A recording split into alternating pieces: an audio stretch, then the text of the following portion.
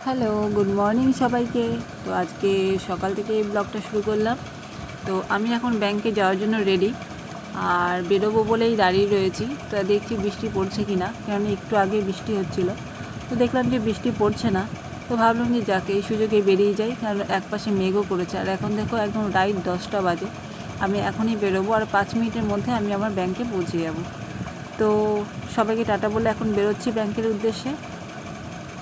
কেননা বলা যায় না কখন কখনো আবার বৃষ্টি চলে আসে, আর আমি আবার মেন রাস্তার ছাতা নিয়ে সাইকেল চালাই না, তো তাড়াতাড়ি করে চলে যাই। আর এখন ভিডিওটা করছি ব্যাংকে থেকে বেরিয়ে, এটা দেখানোর জন্য মাঠটা এত সুন্দর লাগছে। দেখো যে কালকে বৃষ্টি হয়েছিল না, পুরো মাঠে জল জমেছে, মানে আরও ওপর থেকে আরও বেশি সুন্দর লাগছিলো দেখতে। তোমাদের অতটা বোঝাতে পারছি না আমি। তো যাই হোক, আমি এখন বাড়িতে চলে এসেছি। আর বাড়িতে এসে দেখছি আমার বরের কাজ দেখো, মাথায় গামছা বেঁধে একটা ঝাঁটা নিয়ে বাড়ির চারপাশ পরিষ্কার করছে। মানে মানুষটা আজকে খুব ভালো একটা কাজ করেছে। মানে এই বৃষ্টির জন্য কাদা স্যাঁতস্যাঁতে হয়েছিল, তারপর বাড়ির চারপাশটা না ভীষণ নোংরা হয়েছিল।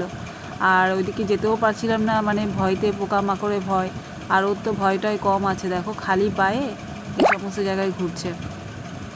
তো যাই হোক, ও পরিষ্কার করছে আর অনেক অনেক কাজ করেছে। মানে এই পাশে অনেক কাঠ কুটোর জঞ্জাল ছিল, সেগুলোকে সব সরিয়েছে, আমার জানালার পাশ থেকে। তারপর পেছনটা পরিষ্কার করছে, ওইগুলো গোটো করছে। এখন নাকি ওইটা হচ্ছে তোমার পুড়িয়ে দেবে। আমি তো বারবার করে বলছি দেখো এগুলো এখন হচ্ছে ভেজা আছে, এগুলো এখন পুড়বে না, ধরবে না আগুন। তো আমার কথা কিছুতেই শুনছে না। এই দেখো, এই এক গাদা কাঠ হচ্ছে আমার হচ্ছে জানলার পাশে দাঁড় করানো ছিল, সেগুলো সরিয়ে এনে এখানে রেখেছে। আর তারপরে ওই জায়গাটা এখন ঝাড় দিয়ে পরিষ্কার করছে। এইদিকে আবার কাঁঠাল পাতা রাখার জন্য একটা মাচা টাইপের করেছে। এই কাঁঠাল পাতাগুলো আর কি ছাগলে খায়, তো মাটি লাগলে আবার খায় না, ওনাদের অনেক নকশা আছে। তো যাই হোক, এখন আবার একটু রোদ উঠেছে দেখছি, কিন্তু এক সাইডে কালো মেঘ করে আছে। আর এই দেখো, এই ভ্যানটা নিয়ে গিয়েছিলো, এই ভ্যানটা করে নিয়ে সেই টুকরো টুকরো হচ্ছে ইট ভাঙা ছিল, আবার পেয়ারা নিয়ে এসছে, দেখো দুটো পেয়ারা ঝুলছে। এতে করে ইট নিয়ে এসে এই ইটগুলো কোথায় দিয়েছে দেখবে, ভাঙা ভাঙা ভাঙা ইটগুলো সেই কলপারে আমাদের ওই সাইডটা না মাটি ফেলেছে, কিন্তু ওই জায়গাটা মাটি ফেলা হয়নি, ওই যে সুন্দরভাবে দিয়েছে। নাহলে ওই জায়গাটা এত স্লিপ হয়, এত কাদা হয়, আর যেতেই ভয় লাগে বর্ষাকালে। আর যেহেতু কিছুদিন আগে মাটি ফেলেছে, একদম একদম পিচ্ছিল হয়ে যেত। তো যাই হোক, আজকে ভিডিওটা একদম আমি ছোট করলাম, বেশি বড় করলাম না, এখানে আমি ভিডিওটা শেষ করব। আর এই দেখো কী সুন্দর কাঁচা লঙ্কা হয়েছে। কিছুদিন আগে আমি একটা ভিডিও করেছিলাম না কাঁচা লঙ্কা নিয়ে, তো যাক আমাদের বাড়িতে এখন কাঁচা লঙ্কা হয়েছে, এখন বাড়ি থেকে নিয়েই খাওয়া যাবে। ভালোই হয়েছে লঙ্কাগুলো, দেখো অনেকগুলো লঙ্কাই হয়েছে গাছে, আমি এতদিন খেয়াল করিনি। তো যাই হোক, আমাদের এই বাড়িতে কাঁচা লঙ্কা বেশ ভালো খায়, কাঁচা লঙ্কা কাঁচা লেবু, তো এখান থেকে নিয়ে খেতে পারবে।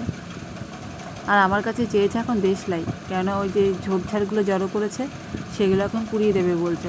তো বেশি কথা বলতে গেলে আমার মাথা গরম হয়ে যাবে ওর, ওই জন্য আমি যাই দেশলাইটা দিয়ে দিই, যা পারে তাই করবে।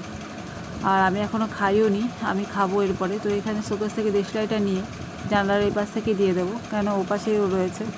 তো ওই দেখো, ওই যে জানলার ওখান দিয়ে ঝাড় দিচ্ছে।